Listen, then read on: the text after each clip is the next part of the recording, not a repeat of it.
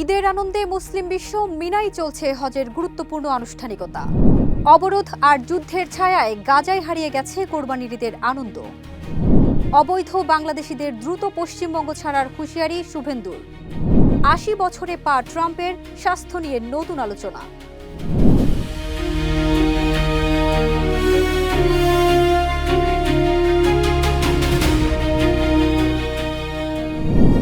সবাইকে আমন্ত্রণ।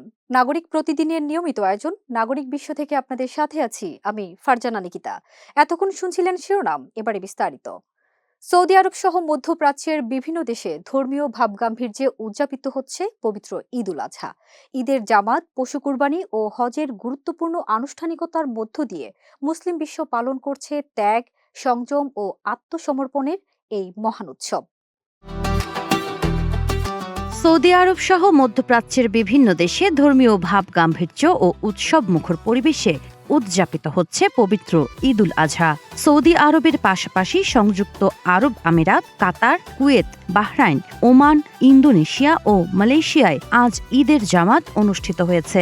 ঈদের নামাজ, পশু কোরবানি এবং হজের গুরুত্বপূর্ণ আনুষ্ঠানিকতার মধ্য দিয়ে মুসলিম বিশ্ব পালন করছে ত্যাগ ও আত্মসমর্পণের এই মহান উৎসব। ঈদ উল আজহার তাৎপর্য নিহিত রয়েছে হজরত ইব্রাহিম আলাইহিওয়াসাল্লাম ও তার পুত্র হজরত ইসমাইল আলাইহিওয়াসাল্লামের অনন্য ত্যাগের স্মৃতিতে। মহান আল্লাহর নির্দেশে প্রিয় পুত্রকে কোরবানি করতে প্রস্তুত হয়েছিলেন ইব্রাহিম আলাইহিওয়াসাল্লাম।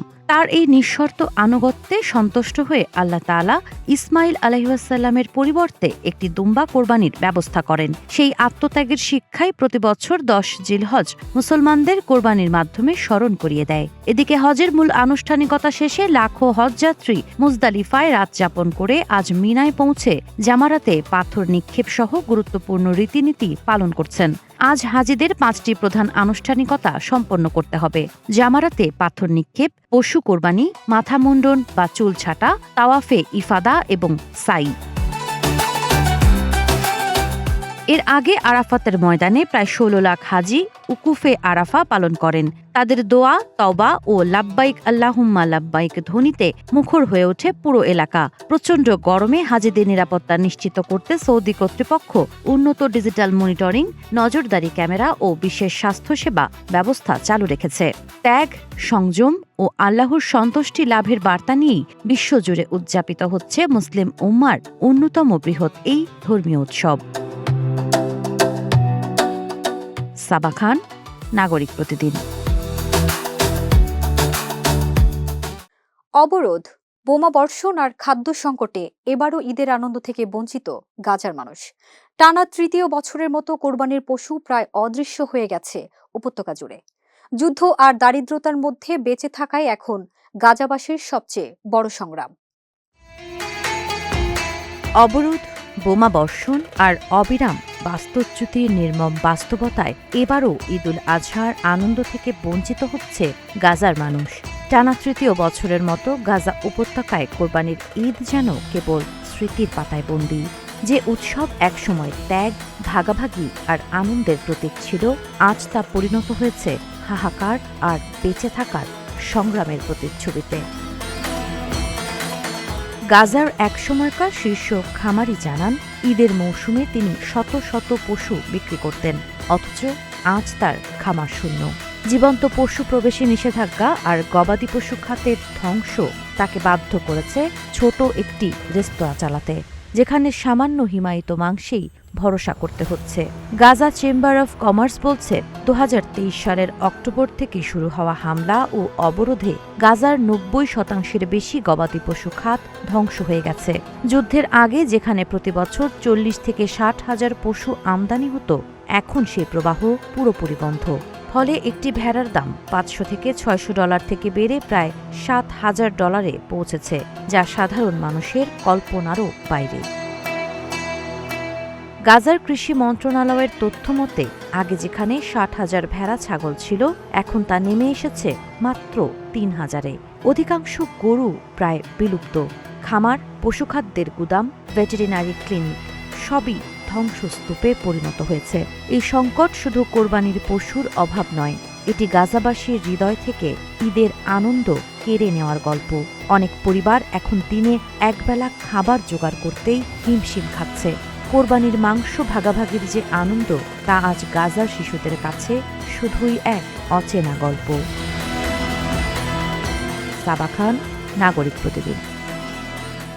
পশ্চিমবঙ্গের মুখ্যমন্ত্রী শুভেন্দু অধিকারী অবৈধ বাংলাদেশি ইস্যুতে কড়া হুঁশিয়ারি দিয়েছেন।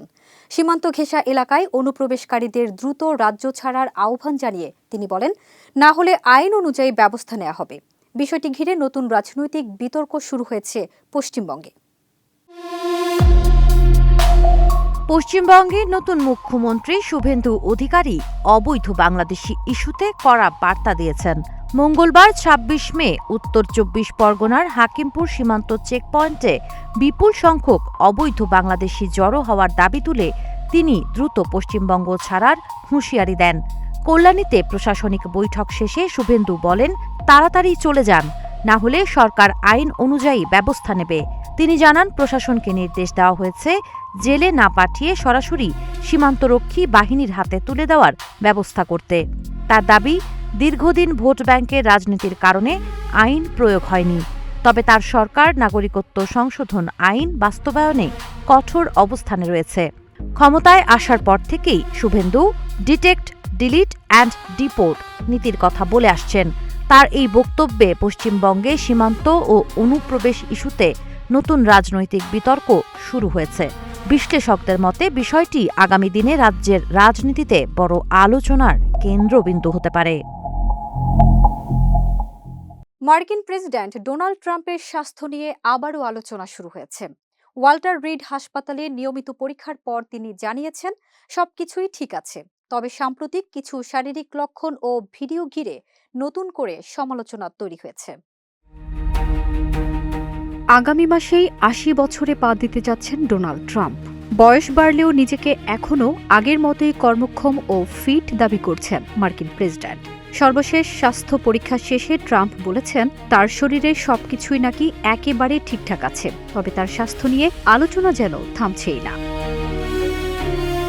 ২৬ মে যুক্তরাষ্ট্রের মেরিল্যান্ডে অবস্থিত Walter read national military medical সেন্টারে নিয়মিত স্বাস্থ্য পরীক্ষা করান ট্রাম্প। পরে নিজের সামাজিক যোগাযোগ মাধ্যম ট্রুথ সোশ্যালে দেয়া এক পোস্টে তিনি জানান, পরীক্ষায় বড় ধরনের কোনো সমস্যা ধরা পড়েনি, যদিও পরীক্ষার বিস্তারিত তথ্য প্রকাশ করা হয়নি। ট্রাম্প বরাবরই নিজেকে সাবেক প্রেসিডেন্ট জো বাইডেনের চেয়ে বেশি কর্মঠ ও সুস্থ বলে দাবি করেন, তবে গত এক বছরে তার শারীরিক অবস্থার কিছু বিষয় নিয়ে নতুন করে প্রশ্ন উঠেছে। সম্প্রতি তার ঘাড়ে লালচে দাগ ও ফুসকুড়ি দেখা যায়।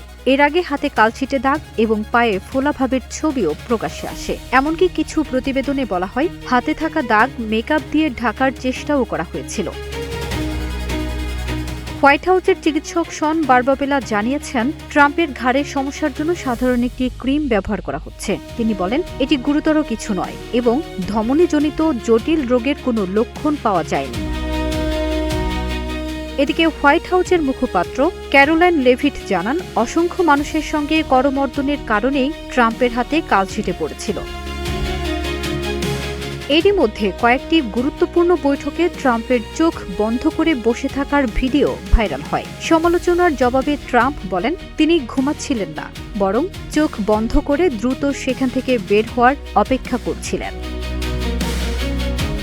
ফারজানা নিকিতা, নাগরিক প্রতিদিন। এই ছিল নাগরিক বিশ্বের আজকের আয়োজন। পরবর্তী আপডেট পেতে নাগরিক প্রতিদিনের ফেসবুক পেজ ও ইউটিউব চ্যানেল ফলো করুন।